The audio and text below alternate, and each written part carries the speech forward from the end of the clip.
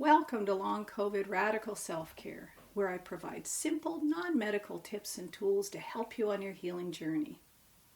Today I'm going to talk about the upcoming holidays and provide some tips to manage your health and energy through the festive season.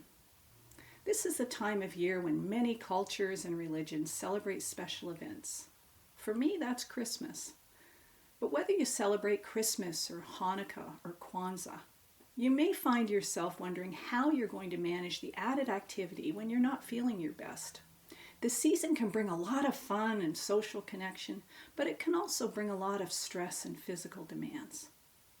When you're recovering from long COVID, the mere thought of putting up a Christmas tree may be enough to make you want to hide under the covers until after the New Year's ball drops in Times Square.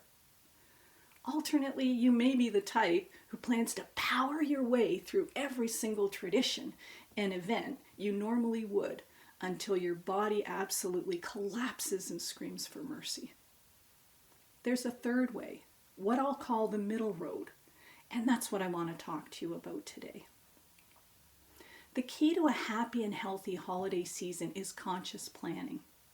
What I mean by that is taking some time to consider everything you do to celebrate the holidays and make some very conscious decisions about what's healthy for you to continue with and what you need to alter or cut to support your health and well-being. If the thought of cutting out a tradition is causing you heart palpitations right now, just take a deep breath and hear me out. Remember, if you don't change things, things won't change. If you want your health to improve, you're going to need to change. I'm going to give you a 6-point plan for getting through the holiday season in a way that brings joy and supports your health. Sound good? Okay, step 1.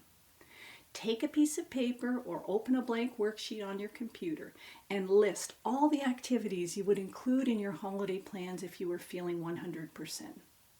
Your list might include sending cards, whether that's paper or digital, decorating, baking, planning or attending parties or other gatherings, visiting, hosting, cooking, collecting toys for kids in need, shopping, wrapping, taking kids to get their pictures taken with Santa, singing in the choir, etc., etc.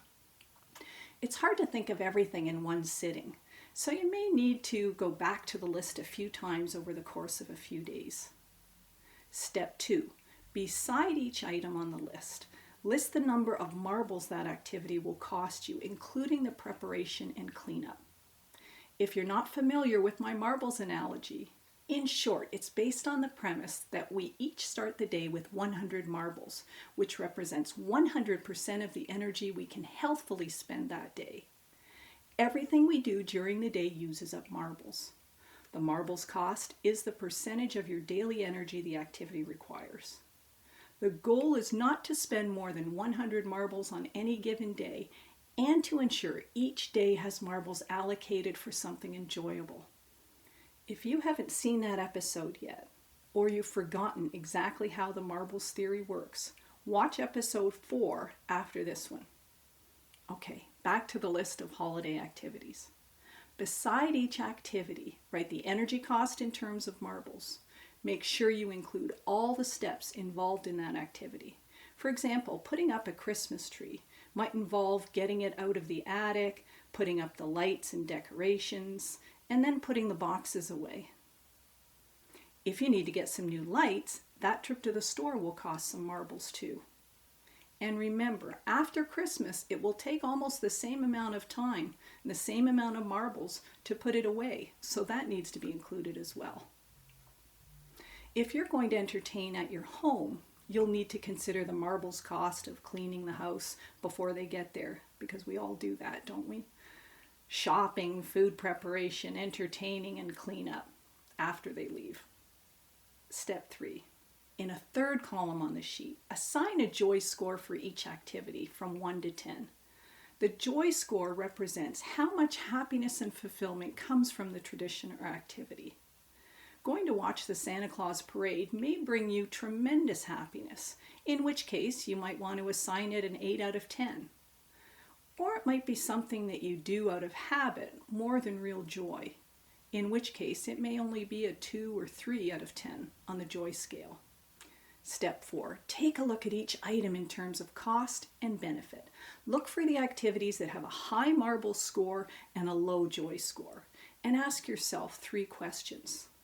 The first is, what should I cut out? If you're honest and open, you will probably get a sense for the activities you need to let go of. These are the activities that take a lot of energy but don't bring a lot of emotional fulfillment or joy. Or they may be low cost and low joy. One of the things I let go of when I had fibromyalgia was greeting cards. First, I cut out all the people I would see in person over the holidays and people I could wish happy holidays over social media. I only sent cards to old friends or relatives I didn't maintain contact with in other ways. A year or 2 later, I stopped sending cards altogether. It's not that it had no emotional value for me. It was just that I knew I needed to cut back some of the demands of the holiday season so I could enjoy it more. If you have perfectionist tendencies like I do, then it won't be easy to cut things out, but it will be a great opportunity for personal growth. Another thing I did one year was skip putting up the Christmas tree. I put up my other decorations so the house still looked festive, but the tree was just too much work for me. At times there's a part of me that thinks the sky will fall if I don't do it all. But I've learned that we all survive the changes just fine. Keep in mind that you're not committing to cut something out forever. You can always do it next year if you're feeling better. This year, commit to put your health and well-being first. Baking is another activity that I either cut out or cut back depending on my health needs each year. At one point, I would make up to 10 different cookies and squares as part of my holiday baking extravaganza, and I gave most of it away. But it took an enormous amount of time, money, and energy. For several years, I cut baking out entirely. Last year, I baked a few things, but still only a fraction of what the old me would do. So the first question is, what should I cut out?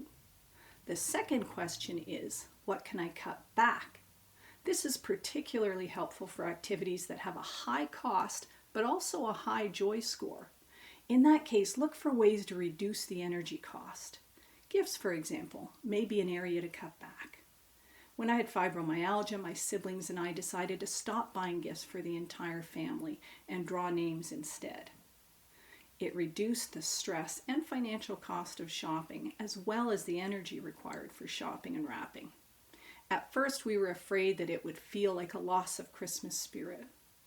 But we found it didn't reduce the fun at all and reduce the stress of the season for all of us, which allowed us to enjoy other festivities even more. A few years later, we stopped choosing names as well. That gave us an opportunity to donate some money to charity, to help others who needed it more than we do. The third question is, what can I get help with? I love to host my family at Christmas. When I felt energetic, this involved making a turkey dinner for more than 20 people. I enjoyed every moment of planning, decorating, cooking, and entertaining, but it took a lot of energy. Last year, when I was still quite unwell with long COVID, we had the party at my sister-in-law's place. She was happy to host. I only had enough marbles to attend as a guest. This year, I'm feeling quite a lot better, but I still don't have the energy to prepare a big dinner. So I'll invite everyone to bring over appetizers for a cocktail party instead of dinner. I'll still experience the joy of being with my family and entertaining, but it will cost only half the marbles a full dinner would. Everyone helps with food and cleanup. Shopping is another area you might be able to get help. My son is usually happy to pick up things at the mall for me, and of course online shopping helps. When my son goes out for me, it saves me a trip and a few marbles. The holiday season is a busy time for many people, but there are ways to divide and conquer your to-do list if you put your mind to it. Step 5, schedule carefully. Give some thought to how many marbles you can spend on holiday activities each week. You may find it helpful to start decorating a week earlier than usual and push some non-holiday appointments into the new year to avoid overtaxing your energy reserves. This year I'll allow about 4 days to put up my tree and another 4 to put up the rest of my decorations, so I still have enough marbles to rest for a day if my body needs it, and talk to you each week. Last but not least, step 6. When you're making your list, check it twice to ensure you have included activities that bring you joy. Consider adding something you've always wanted to do but never found time for. It might be catching a holiday play or choral performance, or taking a drive to see the lights around town, or watching some of your favorite holiday movies. Okay, so let's review the 6 steps again. Step 1, create a worksheet with 4 columns. In the first column, write down all the holiday activities you'd like to do in a perfect world. Step 2, in the second column, write down the energy cost in terms of marbles. Step 3, in the third column, give each activity a joy score from 1 to 10. The lower the score, the lower the amount of joy it brings you. Step 4, in the fourth column, decide whether you want to stop, continue, or alter that activity. Step number 5, carefully schedule your holiday activities so you can get the rest you need for your body to recover. Step 6 is to review the list to ensure you have included activities that bring you lots of joy. Open your heart to having a different kind of holiday season this year. Focus on the simple joys. Be willing to let go of some old traditions and start some new traditions. But most of all, allow the spirit of the season to warm your heart and bring you joy, healing, and fulfillment. Drop a note in the comments below and let me know how you're altering your holiday plans to keep the joy while keeping your marbles. Thank you for joining me. If you found the information in this episode useful, please click the like button and subscribe so you won't miss future episodes. Until next time, be kind to yourself and each other.